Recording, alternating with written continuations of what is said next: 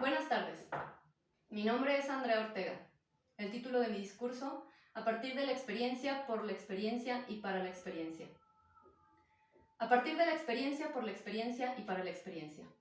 Es la máxima que debe seguir la educación según John Dewey, considerado uno de los padres de la pedagogía moderna, según lo expone en su libro Experiencia y Educación. Idea similar, probablemente, que guió los pasos de otro de los considerados padres de la pedagogía moderna, Enrique Pestalozzi, quien se dedicó a crear escuelas para niños pobres, huérfanos y abandonados, en donde los menores, además de aprender a leer y escribir, aprendían un oficio para trabajar en el futuro. Así, hemos construido un sistema educativo basado en el aprendizaje asociado a la práctica. El día de hoy, el mundo entero se encuentra ante una serie de retos provocados por la pandemia. Desde la manera en que producimos los bienes que necesitamos y su comercialización, hasta la manera en que nos comunicamos y, por supuesto, la educación. En el mundo actual, donde los riesgos sanitarios son una constante, ha sido fundamental el uso de las tecnologías para mantener el aprendizaje en las escuelas.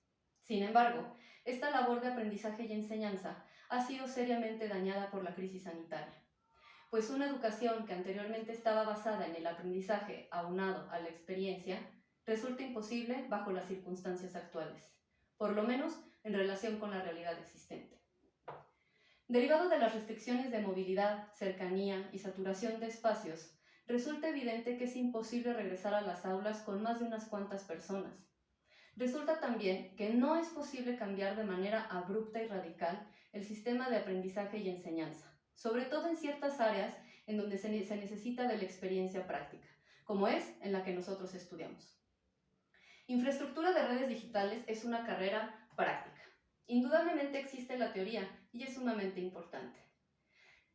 La práctica en un terreno físico no puede ser sustituida solo por teoría o por ejercicios en programas computacionales. El alumno debe poder identificar las fallas en una instalación para así determinar las acciones a realizar. En mi experiencia, he aprendido mucho con programas que me permiten simular instalaciones. Si existe una falla dentro de ellas, fácilmente puedo determinar cuál es y entonces actuar. En un entorno real, por el contrario, existen más factores que pueden hacer fallar una instalación, como es la conexión física, no solo las configuraciones. El resultado es que cuando llegamos al campo laboral, carecemos de esa práctica que es sumamente importante para desarrollar nuestras funciones. Entonces, ¿es importante o no la práctica en esta y en otro tipo de carreras? Según datos de la Secretaría de Educación Pública, durante esta pandemia, alrededor de 2.5 millones de estudiantes han abandonado las escuelas. En datos de la Organización de las Naciones Unidas, a nivel mundial, esa cifra alcanza los 1.370 millones de personas.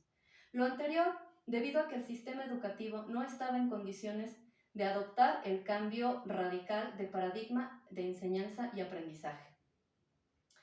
Al hablar de la responsabilidad estudiantil en un entorno virtual, no solo debe ocuparnos la responsabilidad, sino entender al alumno. Debemos también entender nosotros que estamos pasando por una transición global que a todos afecta por igual. El costo a mediano y largo plazo de no resolverse resultará en generaciones incapaces de poner en práctica lo aprendido.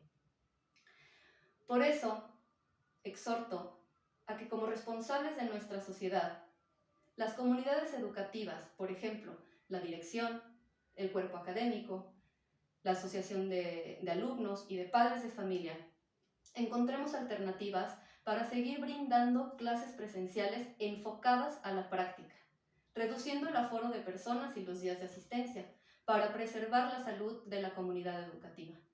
Y nosotros, como estudiantes, además de comprometernos con la salud, asumirnos como el motor de cambio social.